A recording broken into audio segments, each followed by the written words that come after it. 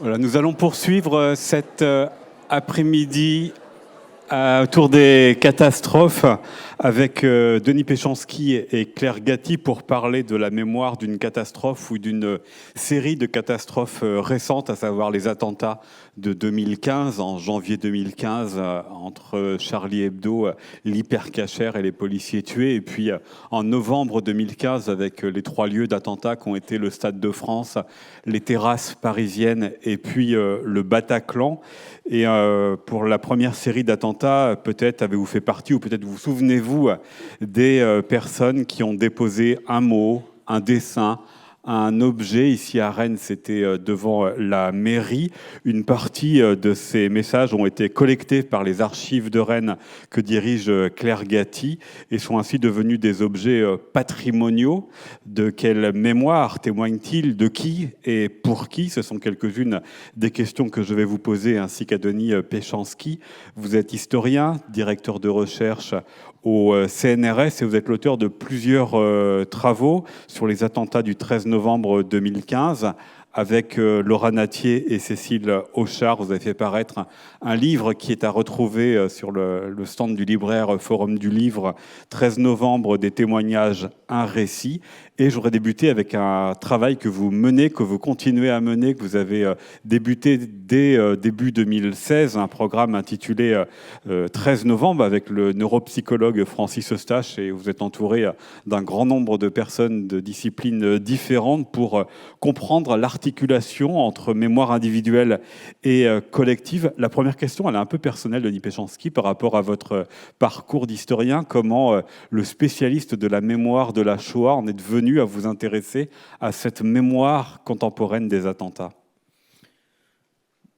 Eh bien, en fait, ça devrait être la même réaction et la même question posée aux élèves de terminale, parce que, sauf si les programmes ont changé, mais il y a quelque temps, très peu de temps, et peut-être encore maintenant, on leur demande de s'interroger sur la mémoire de Vichy, Deuxième Guerre mondiale, et la mémoire de la guerre d'Algérie. Bon. D'ailleurs, avec des manuels qui disent de tas de bêtises sur le sujet. Mais ça, c'est une autre question. Ne m'écoutez pas quand je vous dis ça, parce qu'après, il va y avoir des problèmes quand vous aurez à rendre vos copies. Bon, simplement, on vous pose cette question-là comme on me le poserait à moi, historien, sociologue... Enfin, pardon, vous m'entendez mal? Ça va mieux, là. Hein. Donc, comme on pourrait me poser la question, comme historien du très très contemporain, y compris des dernières années, c'est-à-dire, mais voilà, oui, parlez-nous de la mémoire collective des attentats, la mémoire collective du 13 novembre 2015. Bon, on vous pose la même question, parlez-nous de la mémoire collective de Vichy ou de la mémoire collective de la guerre d'Algérie. Sauf que la mémoire, elle n'est pas que collective. Et que, à la fin des années 2000, puisque vous me posez la question, pour raison X ou Y, je me retrouve à New York avec le directeur général du mémorial de Caen, puisque je préside le conseil scientifique du mémorial, et il avait un projet de faire, et il l'a fait, la première expo hors États-Unis sur le 11 septembre. Et on était en lien avec l'équipe 9/11 qui était sur place, et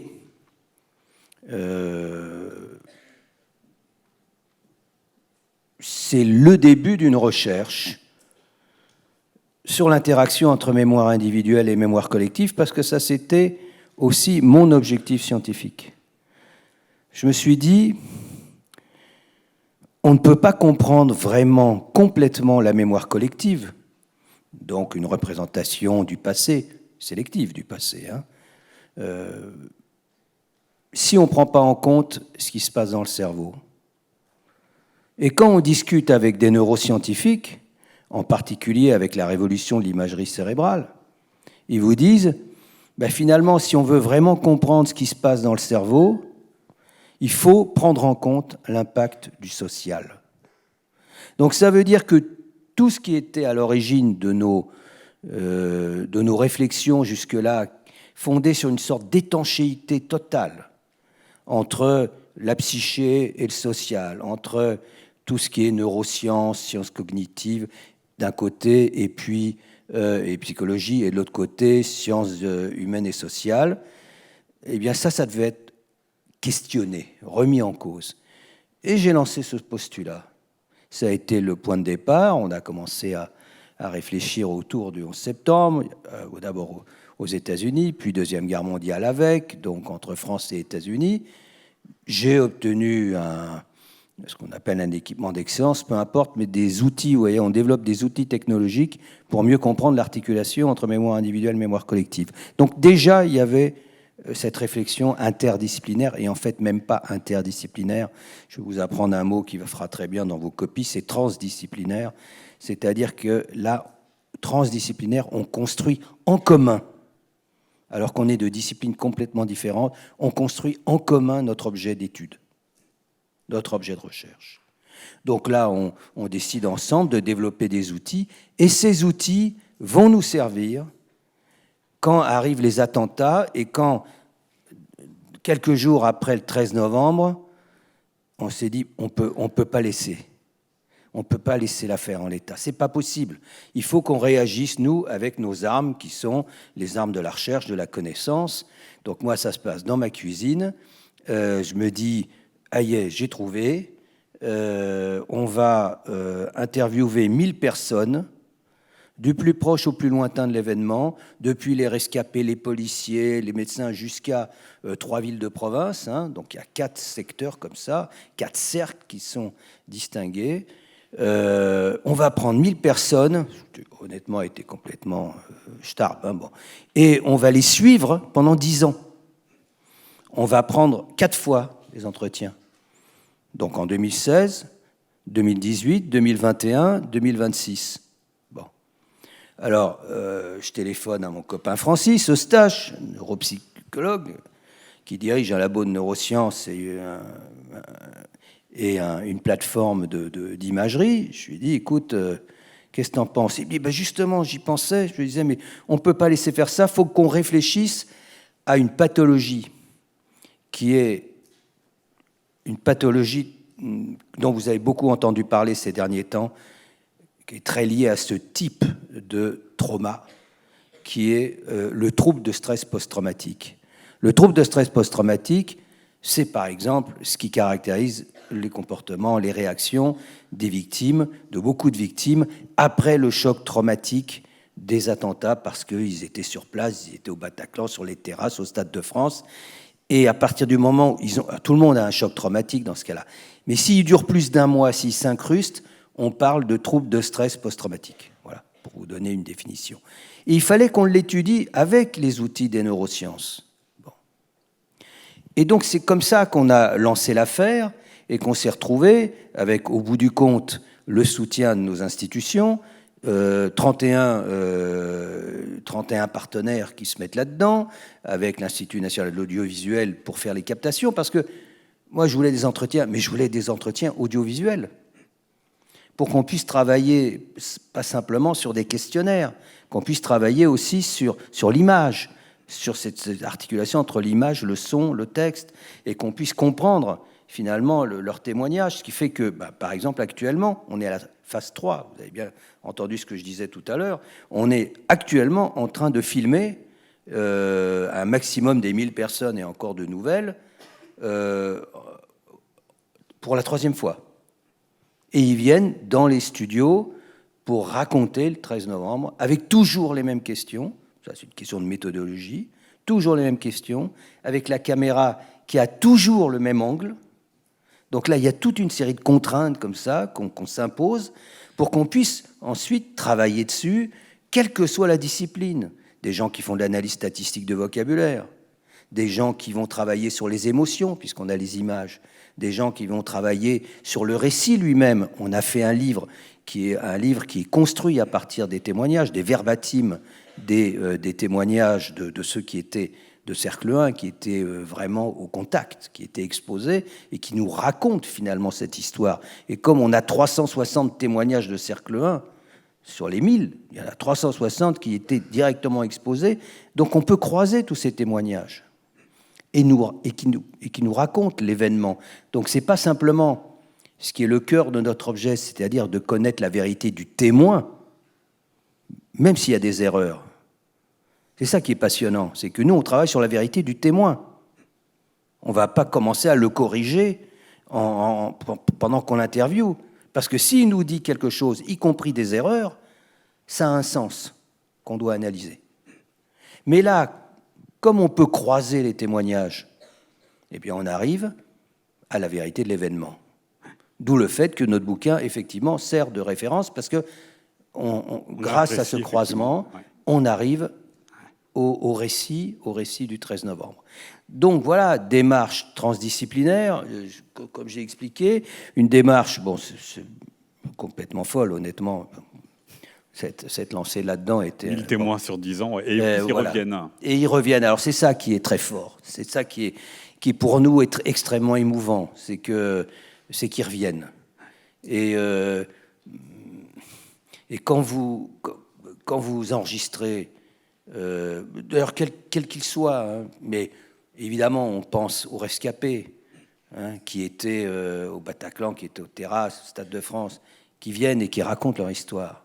Une fois, 2 fois, 3 fois, ils reviennent parce qu'ils pensent que ça peut être utile pour la recherche, de pouvoir... Pourquoi on les interviewe 4 fois ? C'est parce qu'on veut voir comment évolue la mémoire en 10 ans. Qu'est-ce qu'elle va garder ? Qu'est-ce qu'elle va évacuer ? Qu'est-ce qu'elle va éventuellement intégrer comme un jeu de puzzle ? Parce que la mémoire est un puzzle. Actuellement, avec le procès, il y a plein d'informations qui arrivent grâce aux médias, et vous avez comme ça des... Et même les victimes nous disent « Attendez, moi j'apprends des choses ». Donc, ils complètent le puzzle et ils se construisent une représentation et une histoire, un récit de ce 13 novembre qui complète le leur. Mais quand vous faites les témoignages et vous avez en face des gens qui vont pas bien, parce qu'il y en a pas mal qui vont pas bien encore, on est quand même 6 ans après l'attentat, et qui vous disent oui, je prends toujours pas les transports en commun, je peux pas aller dans les restos, et pas à cause du Covid, c'est parce que j'ai peur. Bon. Ou bien des parents endeuillés, c'est ce qu'il y a de pire. Les entretiens avec des parents endeuillés. Parce que si vous voulez, je dis les petits, parce que bon, ils sont beaucoup plus jeunes que moi, mais les victimes, je prends souvent cette image, ils s'en sont sortis, ils ont des fractures de partout, y compris du cerveau, enfin, ça va pas bien. Mais les parents, ils ont une fracture là. Et là, ça reste. Et c'est des larmes qui pèsent des tonnes. Bon. Et là, vous êtes en face et vous devez participer, écouter, et vous construisez une sorte de patrimoine de la mémoire du 13 novembre, et en même temps, quelque chose qui va servir à comprendre. Alors, à comprendre. Je vous propose qu'on y revienne tout à l'heure. On va... Non, j'ai essayé d'être très court, là. Ah, mais Non, mais je comprends pas. Je m'en doute. On va y revenir, effectivement, parce que je voudrais qu'on s'intéresse aussi au travail que vous avez mené, Claire Gatti, avec les archives de Rennes, qui sont de recueillir. On va peut-être voir une première image, peut-être pour se remémorer de ce qu'il y avait au pied donc, de l'hôtel de ville. Donc là, on est quelques jours après les attentats de janvier 2015. La question, elle est double et elle est naïve, c'est pourquoi vous les avez collectés, avec quelles questions ? Parce que c'est un mémorial à visée éphémère. Oui, tout à fait. Donc, on est là en présence de ce mémorial qui a été constitué immédiatement après les attentats. On est en janvier, on est le 7 janvier. Le soir même, des messages commencent à être déposés. Et assez vite, le mémorial s'installe. C'est un mémorial spontané, éphémère. Ce n'est pas un mémorial qui s'est constitué à la quelconque demande politique.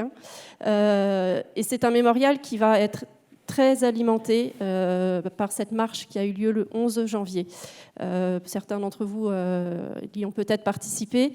Cette marche a rassemblé à Rennes à peu près 120 000 personnes. Et place de la mairie, les personnes ont ensuite déposé beaucoup de messages sur ce mémorial. Donc, juste pour préciser les choses, moi-même, je n'étais pas en poste à cette époque-là. Mais en tout cas, la démarche qui a été faite à cette occasion de récolter, de collecter les messages qui étaient sur ce mémorial est une démarche qui a été mise en place dans très peu de communes en France. Au final, seules 3 communes, Rennes, Toulouse et Saint-Étienne, ont collecté les messages au mois de janvier. Cette démarche, elle a eu lieu... C'était une volonté vraiment politique, en fait. Elle a été initiée à la fois par le club de la presse de Rennes et de Bretagne et par la maire, Nathalie Appéré, maire de Rennes.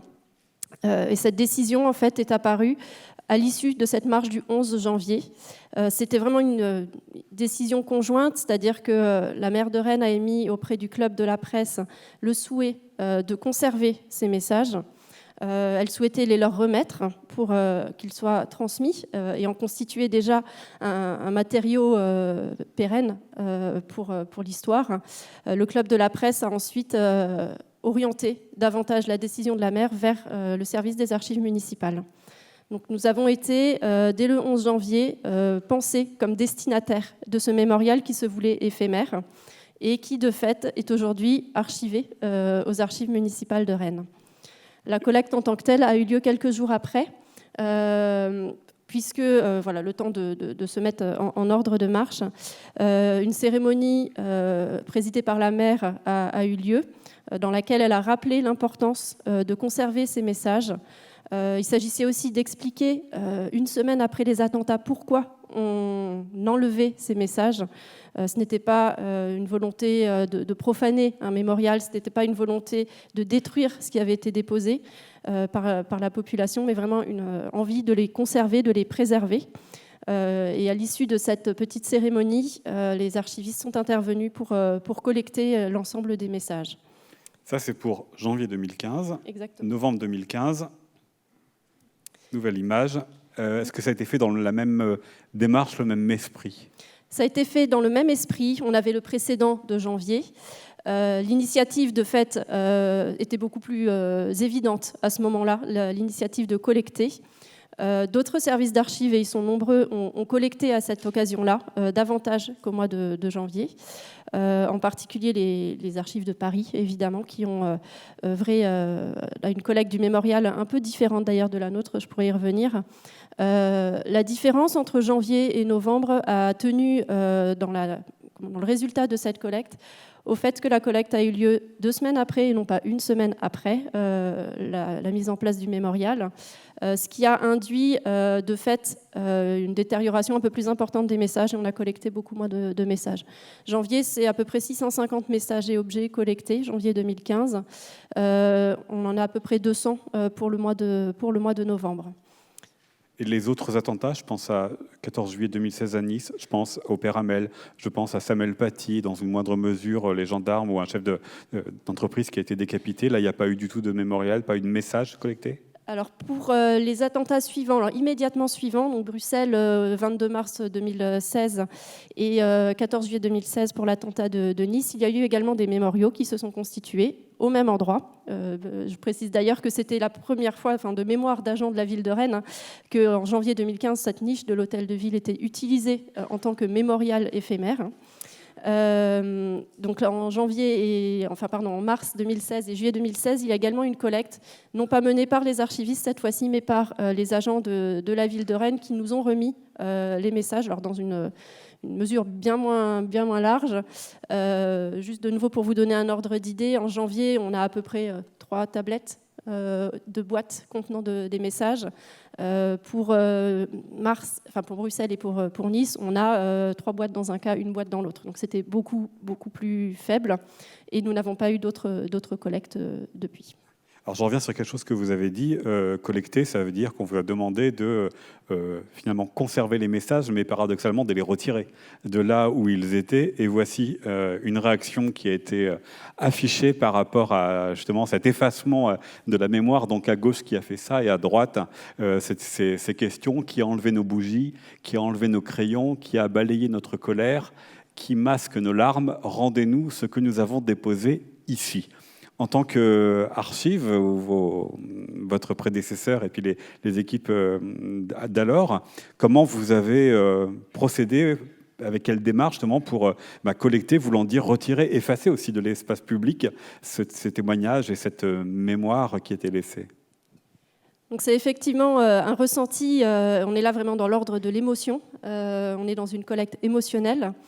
On collecte dans l'urgence, donc les archivistes, ça on sait faire, collecter dans l'urgence. Par contre, collecter une histoire qui est en train de se faire, une histoire immédiate, une histoire aussi sensible, ça c'est quelque chose qui pour nous était nouveau.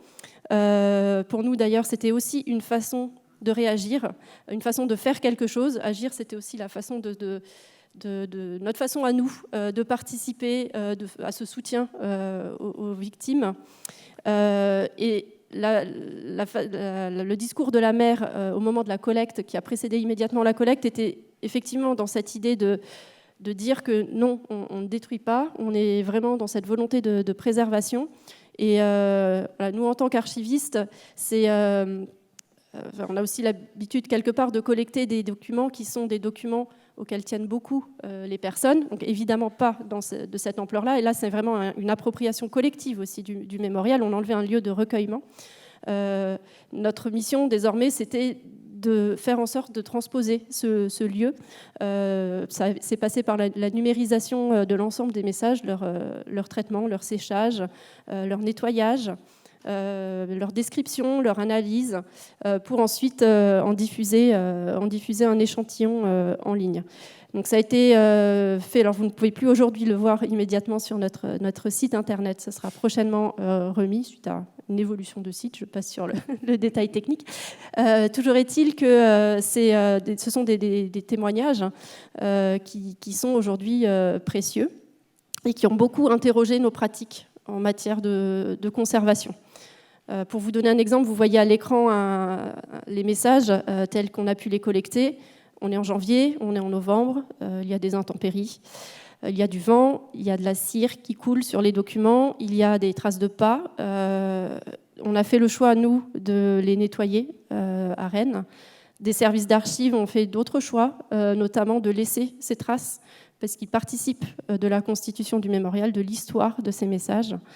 De même que, afin de garder la trace dans leur ensemble de ces mémoriaux, et non pas la trace de messages individualisés, on a effectué des reportages photographiques. Vous en avez vu quelques extraits à l'instant à l'écran. C'est des reportages qui permettent de voir l'ampleur du mémorial et de comprendre sa constitution. On est vraiment un peu dans des strates archéologiques de superposition des messages. Ce qui est intéressant de voir aussi, c'est que nous n'étions pas les seuls préoccupés par la préservation de ces messages. Des passants ont pu, dans l'intervalle, donc la collecte a eu lieu le 14 janvier et respectivement pour les attentats du mois de janvier et 30 novembre pour ceux des attentats du 13.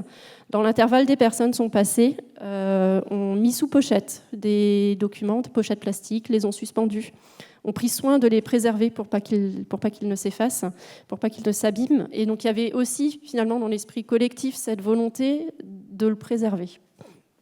Alors, ce qui va m'amener à vous interroger tous les deux, mais peut-être d'abord Claire, par rapport à tous les messages que vous avez pu collecter, ils témoignent de quelle histoire? C'est la mémoire de qui est ainsi affichée? Parce qu'en janvier, il y a Charlie Hebdo, mais il y a aussi les policiers Thiers, il y a aussi l'Hypercacher qui ont une autre place dans la mémoire. Et pour le 13 novembre, on a tendance un peu à résumer cet événement au Bataclan, mais il y a eu aussi les terrasses et dans une moindre mesure, le Stade de France. Est-ce que vous avez évalué, est-ce que les traces qui sont laissées ne sont pas équivalentes pour chacun des lieux ou chacune des victimes?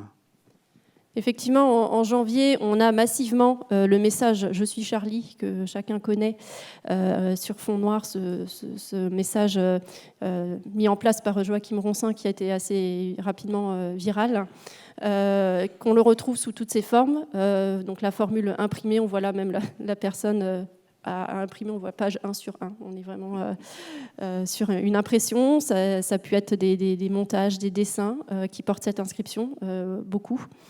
Dans les deux cas, en fait, on est derrière l'expression, une expression individuelle, mais qui reprend des messages plus collectifs, des témoignages. On parlait tout à l'heure de la création d'une mémoire collective à travers les différents récits. On retrouve un peu ce même principe.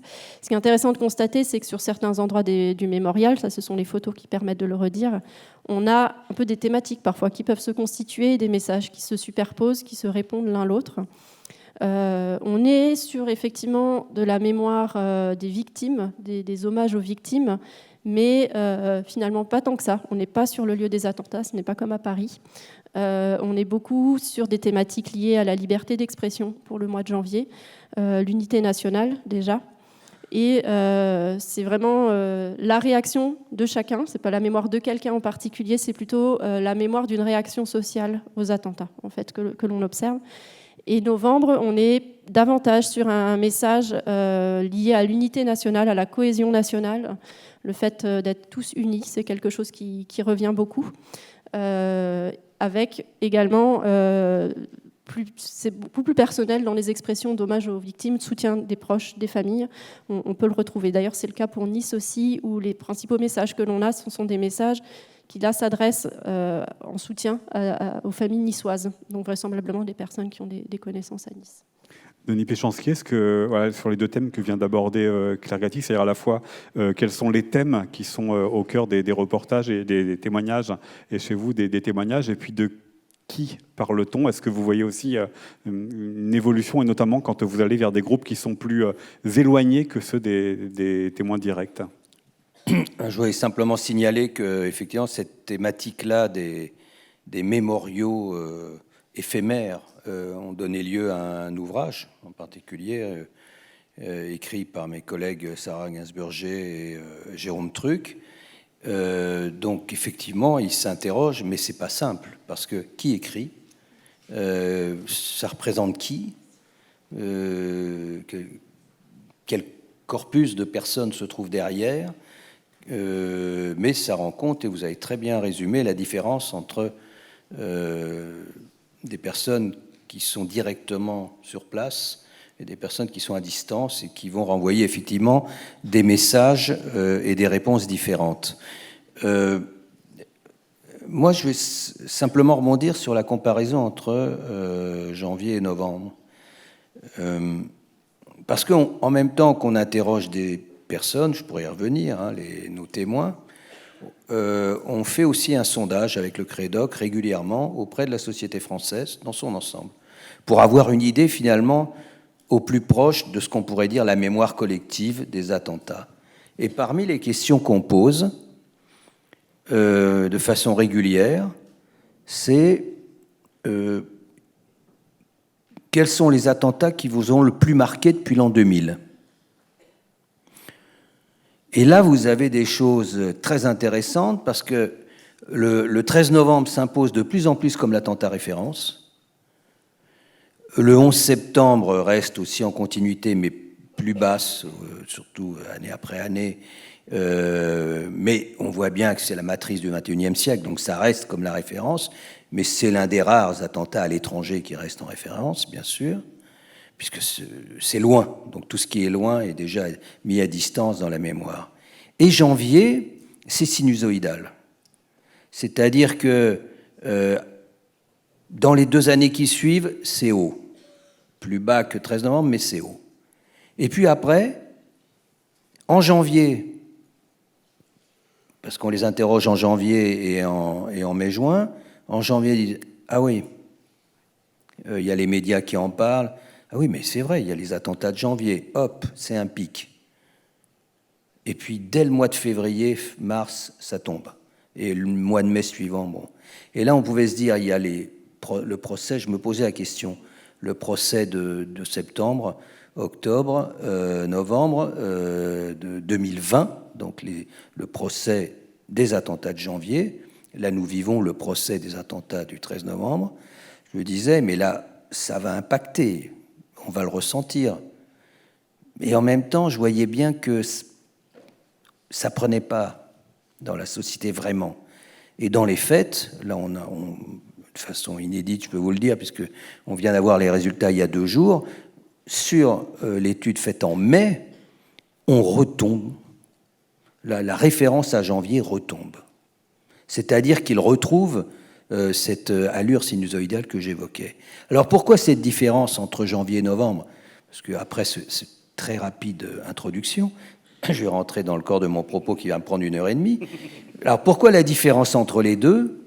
C'est parce que finalement, qu'est-ce qui s'est passé avec cette manifestation qui tout de même, ce que je vous décris est quand même stupéfiant. C'est-à-dire que je vous parle de janvier en disant que la mémoire est un peu aléatoire, alors qu'il y a eu la plus grande manifestation de tous les temps. Plus de 4 millions de personnes de 4 millions de personnes, ça ne s'est jamais vu en France. Même à la Libération, ça s'est fait de façon explosée à différentes périodes. Jamais on a eu autant de monde. Bon. Et pourtant, on a cette situation-là. Pourquoi? Parce que, qu'est-ce qui s'est passé le 11 janvier? Nous sommes mobilisés pour eux, au nom des valeurs héritées de la Révolution française et de la République laïque. Nous sommes mobilisés au nom de ce socle partagé, pour défendre eux, les journalistes d'abord, et un peu loin derrière quand même, les juifs et les policiers. Bon. En novembre, ce n'est pas le même dispositif. Nous sommes tous mobilisés au nom de nos valeurs. Mais là, nous étions, nous, tous concernés, et nous, potentiellement des cibles. Soit parce que nous avions l'âge d'être sur les terrasses, d'être au Bataclan, d'être au Stade de France, soit parce que nous avions l'âge, dans mon cas, d'avoir des gamins qui pouvaient être là. Donc nous sommes tous potentiellement des cibles. C'est là la différence, pour moi, entre les deux, et qui explique le fait que la référence 13 novembre devient si importante et de plus en plus. Alors, la référence 13 novembre, mais ça se bâtit sur un lieu qui est le Bataclan. Comment vous expliquez? Alors certes, c'est le lieu qui a été où il y a le plus de victimes, hein, puis c'est un lieu clos, mais comment vous expliquez que le Bataclan résume le Stade de France et résume les terrasses? Eh bien, j'espère que ça va bouger là, mais on va en parler. Parce que, je vous ai dit, on va chercher la Révolution française. Ça veut dire quoi? Ça veut dire que la mémoire agit sur l'histoire, puisqu'on va chercher un événement passé, et c'est bien la mémoire de la Révolution française qui va nous faire manifester le 11 janvier. Mais la mémoire aussi évolue avec le temps, elle évolue avec l'histoire. Bon. Et je pense que c'est en train de bouger actuellement, mais je vais revenir à la question que nous, on avait repérée immédiatement, parce qu'on avait posé une deuxième question avec le Crédoc. Quels sont les lieux du 13 novembre? En 2016, on avait le Bataclan très haut, autour de 70%, et autour de 45-40%, Paris, parce que c'était flou, Stade de France, les terrasses. Bon, 2 ans plus tard, au moment de notre deuxième captation, pour voir éventuellement l'interaction et les différences, qu'est-ce qu'on a? Bataclan, alors tout le monde baisse, mais Bataclan en premier, Paris autour de 40, effondrement des références au Stade de France et aux terrasses. Et ça veut dire quoi? Ça veut dire que c'est d'abord un phénomène classique de la mémoire. La mémoire ne retient que ce qui lui est indispensable pour comprendre un événement. Le Bataclan, ça suffit, c'est précis, ou bien si c'est pas précis, on dit Paris, ça nous suffit pour dire, oui, ok, on a gardé la mémoire du 13 novembre. Point. Bon. Sauf que pour les victimes des terrasses et du Stade de France, sauf que pour les parents endeuillés de ces lieux, c'est la double peine. Non seulement ils ont subi ce qu'ils ont subi, mais en plus, ils ont disparu de la mémoire collective. Ce qu'ils ont dit d'ailleurs au moment du procès, et probablement et quand vous avez rencontré... Et c'est pour ça que je pense qu'il se passe quelque chose là. C'est ce qu'ils disent au moment du procès, c'est ce qu'ont dit les gendarmes qui étaient passés complètement sous les radars, les gendarmes qui étaient présents au Stade de France, que j'ai évidemment interviewé là en phase 3, qui ne sont pas dans notre bouquin, qui étaient nulle part. alors qu'ils étaient 13 à être là, et ils étaient à 20 mètres de la première explosion à l'Evans, et ils étaient avec... parce que c'était la gendarmerie montée, ils avaient les chevaux, ils étaient là pour réguler la sortie du Stade de France, pas du tout pour appeler pour un acte terroriste, ils étaient là comme ils sont d'habitude. Et là, ils se prennent le blast, et en plus... ils sont sur place directement sur le seul mort civil, Manuel Dias, du Stade de France. Bon, enfin, à l'extérieur du Stade de France. Et, bon, le choc a été terrible et ils disparaissent. Mais pour eux, qu'est-ce que ça veut dire? Mémoire de groupe, mémoire individuelle, non relayée dans la mémoire collective, évidemment que les pathologies de la mémoire deviennent beaucoup plus lourdes et que le trouble de stress post-traumatique est beaucoup plus présent chez eux que chez d'autres. Bon. Donc c'est pour ça que les enjeux sont très importants. Pourquoi ça bouge? Pourquoi la mémoire dans l'histoire? C'est parce que là est en train de se construire un grand récit sur le 13 novembre et qu'on voit bien, grâce aux journalistes, et puis on leur a répété, c'est pas les attentats du Bataclan, c'est les attentats du Bataclan, du Stade de France, des terrasses. Parler des attentats du 13 novembre. Bon. Et puis ils ont eu les témoignages. Et donc, effectivement, là, il se passe quelque chose. Là, il se passe quelque chose, et manifestement, il y a de plus en plus de gens qui nous disent, bon, oui, il y a le Stade de France, puis il y a des terrasses. Alors, ils ne vont pas aller dans le détail des terrasses, mais ils vont nous...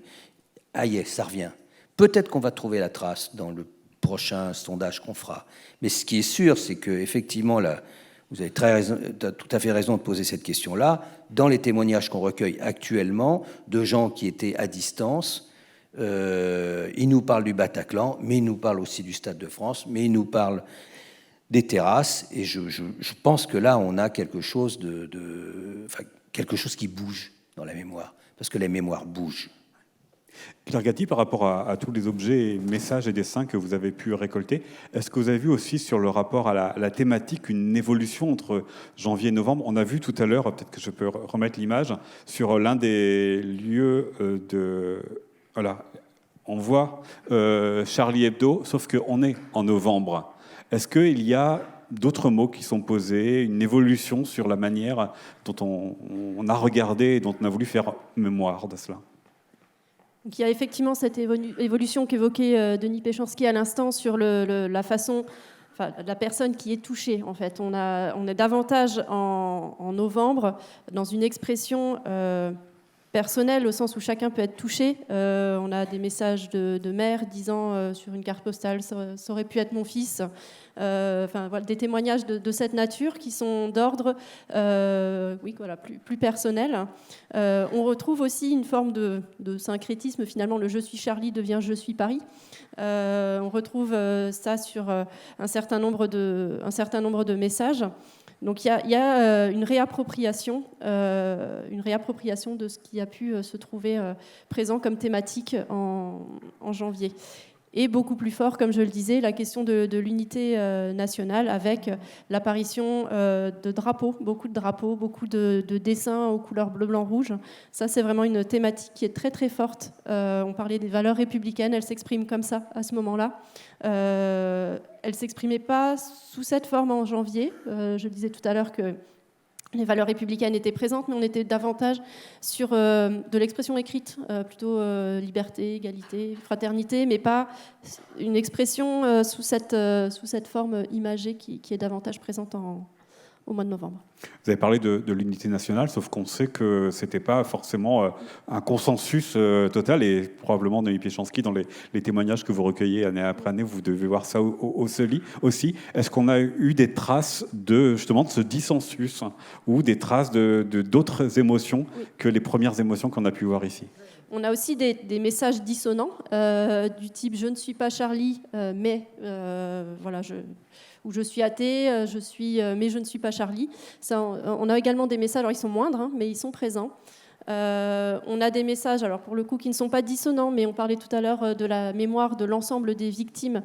C'est passé rapidement tout à l'heure à l'écran. On a des messages qui évoquent l'ensemble des victimes, en l'occurrence l'ensemble des victimes des attentats des 7, 8 et 9 janvier. C'est pas la majorité, mais on en a également. Et c'est vrai que pour le mois de novembre, on n'a pas forcément cette énumération-là des lieux qui transparaît. C'est pas forcément... on ne dit pas je suis le Bataclan, je suis telle terrasse. On est davantage sur quelque chose de plus large, Paris pour la France, en fait, qui ressort.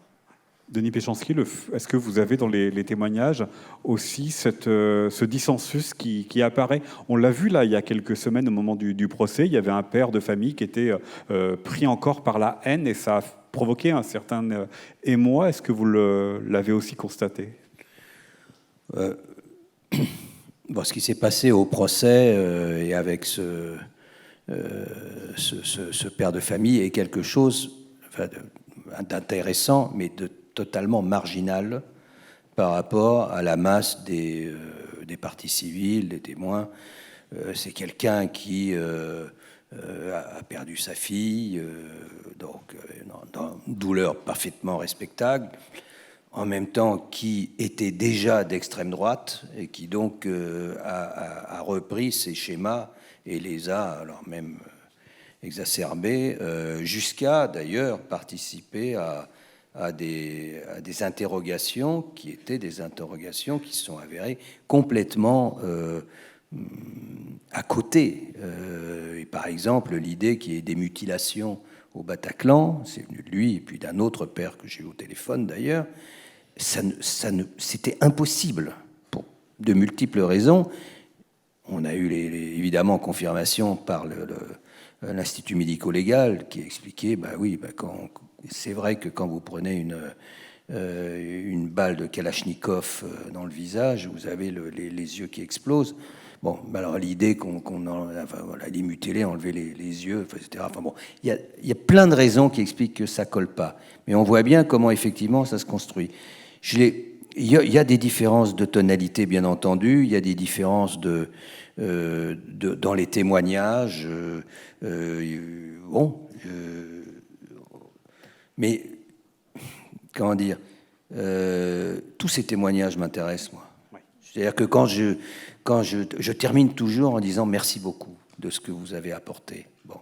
Même s'ils m'ont dit des horreurs, pas simplement des horreurs de les faits eux-mêmes, mais des horreurs sur ce qui me racontait par rapport aux valeurs que moi je porte.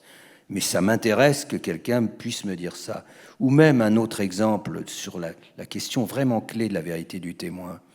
J'ai là, il y a les policiers de base qui étaient au Bataclan. Là, c'est pas du tout, ils me racontent pas d'horreur, mais ils me disent ces policiers. Donc c'était en 2016 quand ils sont interviewés la première fois en octobre-novembre. Quand je les interviewe, enfin moi et d'autres, on est des dizaines à les interviewer. C'est bien que je ne vais pas interviewer 1000 personnes tout seul. Bon. Mais donc vous avez on les interviewe. Ouais, mais il y en a ras-le-bol, il y en a que pour la BRI, vous savez, les brigades d'intervention. Il y en a que pour la BRI. Ouais. Ils ont les médailles, on parle que d'eux. Et nous, on était là tout de suite. Ils sont arrivés 1 heure plus tard. Je ne vais pas lever le doigt en disant, écoutez, cher ami, ils arrivent les terroristes sortent de leur bagnole à 21h47, ils commencent à mitrailler la terrasse, ils rentrent dans le Bataclan, il est 21h48, à 21h59, vous avez votre patron Guillaume avec son collègue Greg qui rentre dans le Bataclan à 21h56 et à 59 ils envoient un message, on a liquidé le gars à 25 mètres au Six Sawyer, ils sont entrés là-dedans des héros, parce que là il y a eu encore des morts, mais il n'y a plus de morts par tir. Ça veut dire qu'entre 21h47 et 21h59, 12 minutes, ils ont fait 90 morts au Bataclan. Bon. Après, c'est des morts de blessures, bien sûr, parce que c'était l'horreur. Bon. Et la BRI est arrivée à 22h20. Je ne vais pas lui dire, écoutez, les terroristes sont arrivés à 21h46, la première colonne de la BRI est arrivée à 22h20. Donc, ce n'est pas 1 heure. Mais le fait qu'ils me disent ça m'intéresse. Parce que ça renvoie à autre chose, ça renvoie à la question sociale, ça renvoie à ce qui se passe entre les flics de base et les flics de groupes spécialisés, la police, la BAC et la police BRI aussi. Enfin, il y a tout ça qui se joue. Dès l'époque. Et voilà, de l'époque. Donc tout ça est intéressant et doit être objet de recherche, doit être objet d'histoire. Et c'est pour ça qu'il faut écouter le témoignage.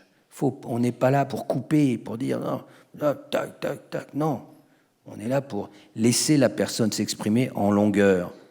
Vous voyez, 2 chiffres. La première fois, on n'a pas fait les 1000, mais enfin, on a fait quand même 934 entretiens. Bon. 934 entretiens, 1431 heures audiovisuelles. 1431 heures. Ça veut dire qu'on a en magasin 1431 heures d'images, de témoignages sur le 13 novembre. Je peux vous dire qu'il y a du boulot.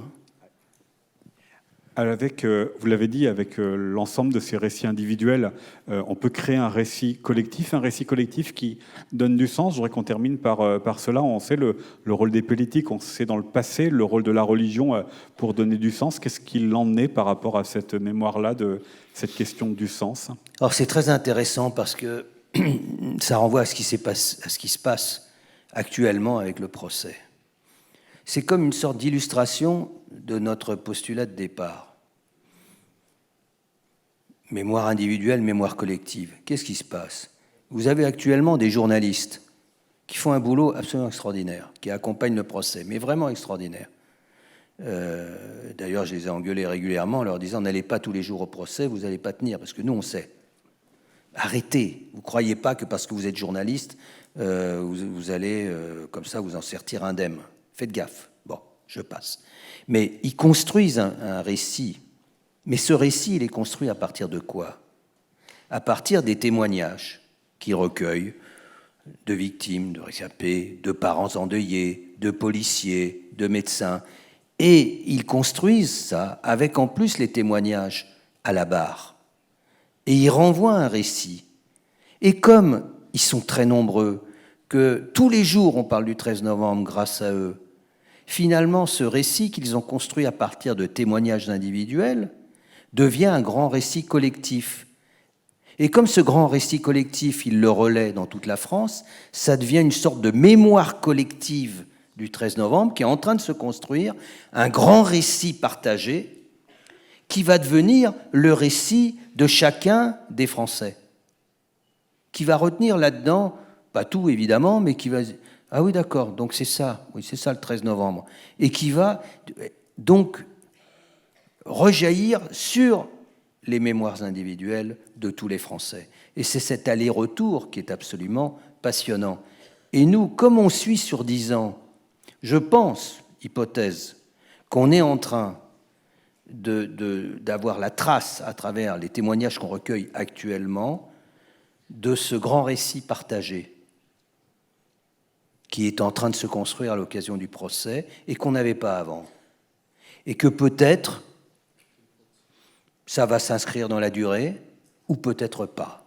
Peut-être que dans 5 ans, quand on va les retrouver, ils vont nous dire quelque chose de différent. Mais ce qui est sûr, c'est que la mémoire ne fonctionne pas sans oubli. C'est impossible de se souvenir de tout. Quand vous vous souvenez du 11 septembre, en France, vous vous souvenez de quoi? Des tours. Le Pentagone, ah oui, c'est vrai. Et puis alors, l'avion qui s'est crashé à Shanksville, en Pennsylvanie, 3% de la population doit s'en souvenir. En France. Mais aux États-Unis, comme ils construisent leur résilience autour, non pas de la figure de la victime, mais autour de la figure du héros. C'est qui le héros à côté des victimes? Qui sont respectés, bien entendu. À côté des victimes, le héros, c'est le pompier, totalement absent de la mémoire du 11 septembre en France, et c'est le passager de l'avion de la United Airlines les passagers qui se sont levés et qui ont dit, bon, ils ont laissé des messages, c'est très émouvant, c'est dans le mémorial de 9/11, mais ils ont laissé des messages sur leur smartphone disant, bon, on va sans doute pas s'en sortir, mais là, ils sont en train de détourner un avion, ils vont se crasher. Autant qu'on essaye de prendre le contrôle de l'avion. Ils essayent de prendre le contrôle de l'avion, bien entendu, ça ne marche pas, mais au moins, l'avion qui était destiné à la Maison-Blanche, il se crache à Shanksville. Ce qui fait que tous les présidents américains viennent à Shanksville chaque année pour rendre hommage à ces héros. Et ça se construit autour du héros et la figure du héros. Il y a plein de héros le 13 novembre, mais la figure structurante de la mémoire collective du 13 novembre, c'est la figure de la victime. Juste avant d'entendre Claire Gatti sur cette question du sens, parce que vous parliez de la manière dont le procès du 13 novembre construit le sens, construit la mémoire, est-ce qu'il y a un équivalent justement sur les attentats depuis le début du XXe siècle, que ce soit les attentats de Milan aux États-Unis, ceux de Londres, ceux de Bruxelles, ceux de l'Espagne? Alors, on verra pour les différents, je ne vais pas faire, si je peux prendre tous les attentats, vous êtes bien gentil, mais là, bon, ça a été un peu compliqué. Mais en revanche, je vais comparer le 11 septembre avec le 13 novembre, parce que c'est ceux qu'on connaît le plus. Bon. Ils ont un gros problème avec le 11 septembre aux États-Unis. Pourquoi? Parce qu'ils ont réagi comme des cow-boys. Alors, c'est aussi une culture nationale. Non seulement ils sont allés liquider Ben Laden, mais ça, c'était un peu compliqué de le capturer. Mais en revanche, ils sont allés capturer au Pakistan les cinq organisateurs du 11 septembre. Ils les ont pris, ils les ont mis à Guantanamo, ils les ont fait parler avec différents moyens. Évidemment, impossible de faire un procès. On les met en procès, ils sont libérés immédiatement, ils ont été torturés, contraintes, on est allé les chercher comme ça sur un lieu de guerre. Impossible de faire un procès. Ce qui fait qu'il n'y a pas de procès du 11 septembre.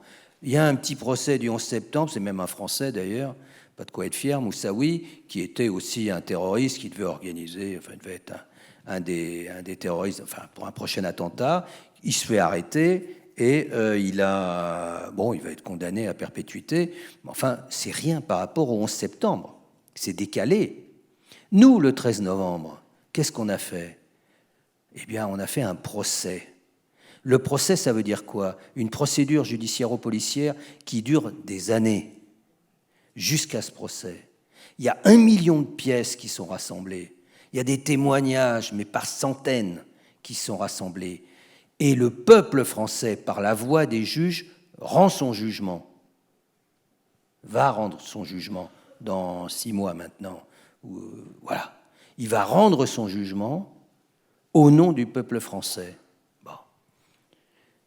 Quelle magnifique résilience construite autour des informations nourries, ce qui fait qu'il y a très peu de récits conspirationnistes sur le 13 novembre. Il y en a, mais enfin, c'est marginal. Bon.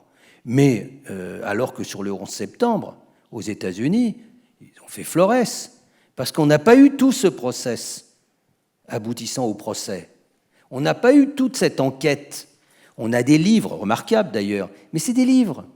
C'est pas une procédure judiciaire. Là, on a très peu de choses qui nous manquent pour comprendre le 13 novembre. Bon.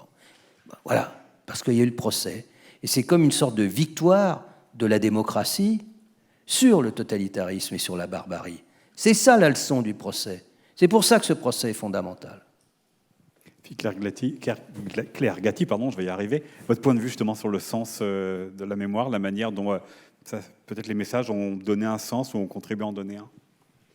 Les messages, de fait, ont permis à chacun de s'exprimer, d'exprimer l'émotion. Donc ça a donné vraiment un sens, où chacun a essayé de trouver un sens dans tout cela, par rapport aux messages. Je voudrais aussi, dans ce qui fait sens, rebondir sur ce que disait Denis Péchanski quant au procès, parce qu'on parlait des messages qui deviennent de fait des matériaux pour la recherche, des matériaux pour l'histoire. Les procès pour actes de terrorisme sont aussi désormais filmés. Ils constituent ce qu'on appelle les archives audiovisuelles de la justice. Et ça, c'est assez récent en France. Marc Bergère parlait tout à l'heure du développement du droit pénal international. Ce sont d'abord ces procès-là qui ont été filmés. On pense notamment au procès de Nuremberg. Mais en France, les premiers procès qui ont été filmés ont d'abord été les procès pour crimes contre l'humanité, suite à une loi portée par Robert Badinter en 1985. Et désormais, les procès pour actes de terrorisme sont également filmés. Le procès qui a eu lieu l'année dernière a été filmé, le procès donc, des attentats du mois de janvier 2015. Et le résultat de ces enregistrements est aujourd'hui conservé aux archives nationales. Donc, au-delà du procès en tant que tel, qui est lui-même un processus dans la construction de la mémoire, dans l'inscription dans la mémoire collective de l'ensemble des événements, on a aussi cette trace du procès lui-même qui constitue désormais un matériau historique. Et ça aussi, c'est une avancée majeure, puisque par le passé, ces procès n'étaient pas filmés, il n'y avait pas d'accès possible hors les comptes rendus d'audience.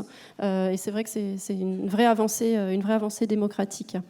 Donc tout cela fait vraiment sens, puisque l'ensemble aussi, on parlait de que peut l'histoire tout à l'heure en ouverture, la constitution de cette mémoire collective conjuguée à l'ensemble des témoignages qui nous restent. On peut d'ailleurs s'interroger sur ces hommages qui ont pu devenir témoignages, sur la sémantique, c'est aussi un vaste sujet. Ces témoignages constituent des matériaux historiques qui pourront être réemployés, qui pourront être étudiés, et ça donne vraiment aussi tout son sens. Ça permettra, et ça peut déjà permettre, d'avoir un recul sur, par le prisme de la recherche sur l'ensemble de ces réactions au moment des attentats. Merci à tous les deux. Est-ce que vous avez à votre tour des questions à poser à Claire Gatti et Denis Péchanski ? Ah, alors on va prendre une question au milieu. Alors un peu plus... Oui, d'accord. Oui, bonjour. C'est une question à Monsieur Péchanski, qui a utilisé le mot « oubli » tout à l'heure, et je voulais savoir, lui, comme historien, comment il interprète le fait que l'attentat de Nice, qui a eu lieu en 2016, lui, est complètement oublié des mémoires. Merci. Donc, oui, non, c'était tout, et c'était pour lui demander au final comment réintroduire dans le récit ce qui a été oublié. Merci. Vous posez une question absolument fondamentale. On va avoir un procès qui va s'ouvrir en septembre prochain sur les attentats de Nice.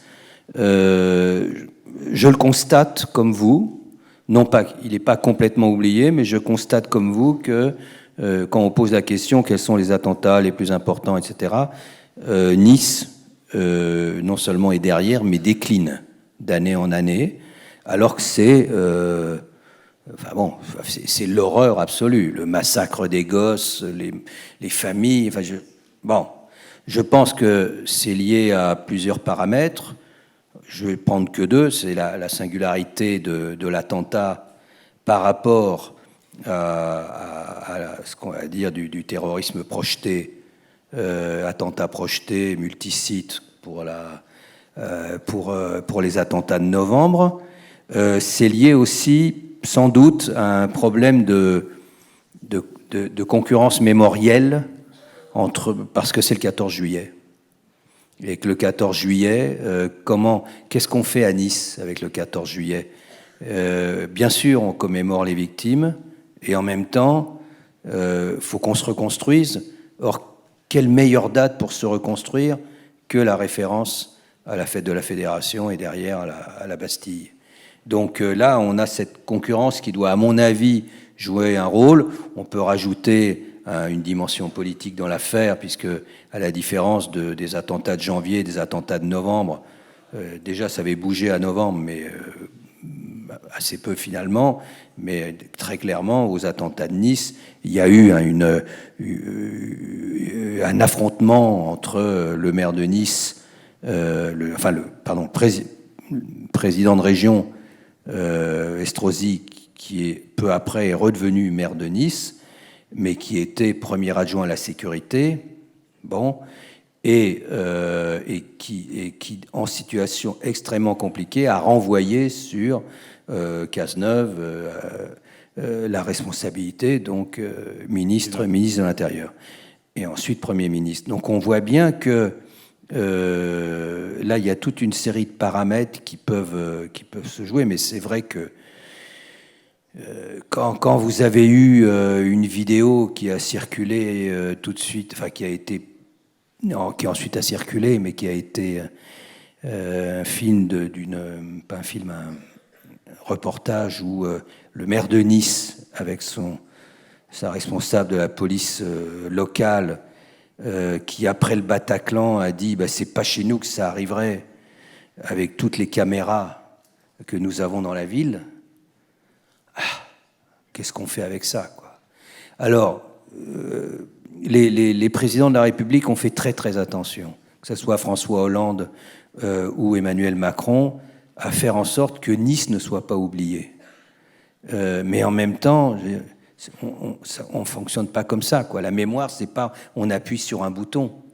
Il y a toute une série de paramètres. Il faut espérer que le procès va participer de ça, de cette reconstruction, de cette réintégration pleine et entière de Nice dans la mémoire nationale des attentats.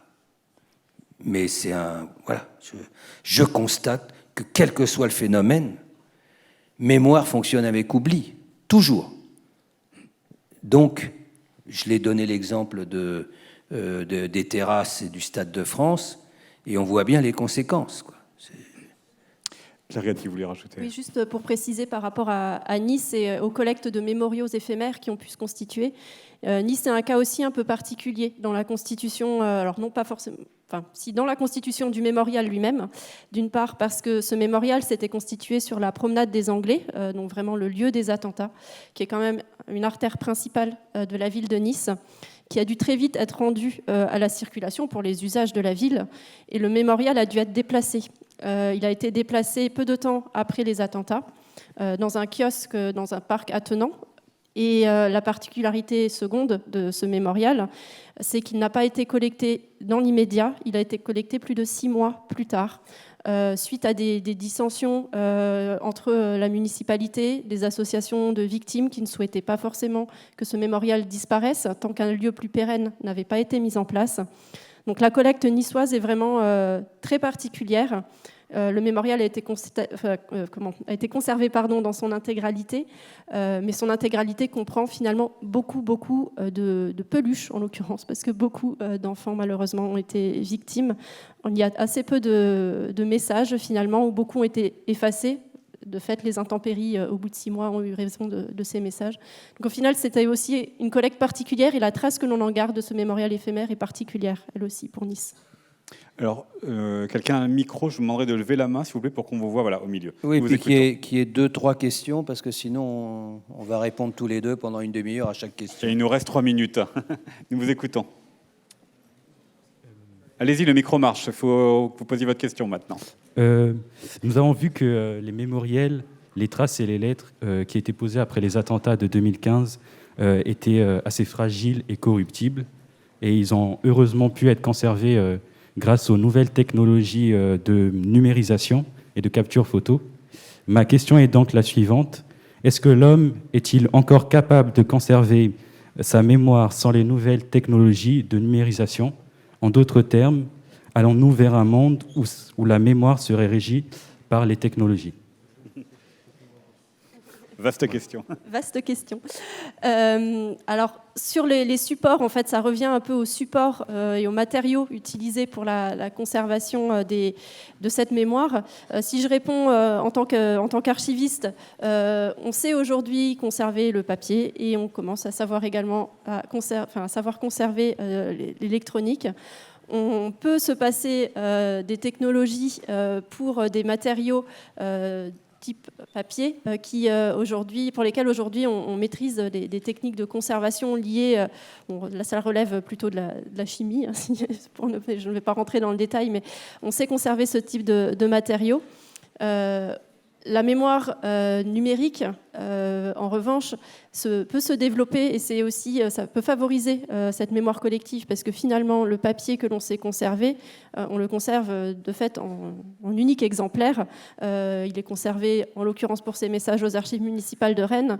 Mais si d'autres personnes veulent y avoir accès pour élargir cette audience, c'est effectivement le numérique, les nouvelles technologies qui vont nous permettre de les conserver. Donc effectivement, on sait conserver, mais pas partager, pas diffuser encore autant que l'on souhaiterait aujourd'hui, évidemment sans le On numérique. n'est pas esclave de ces nouvelles technologies. C'est vraiment un outil. C'est des outils au service de la mémoire. Et l'intérêt, c'est qu'effectivement, si on veut construire une mémoire collective, il faut qu'on garde les traces, qu'on puisse les diffuser. Et donc là, profitons de ça. C'est vraiment complémentaire, en fait. Voilà, merci beaucoup Claire Gatti, merci beaucoup Denis Péchanski, merci à vous d'avoir assisté à cette rencontre.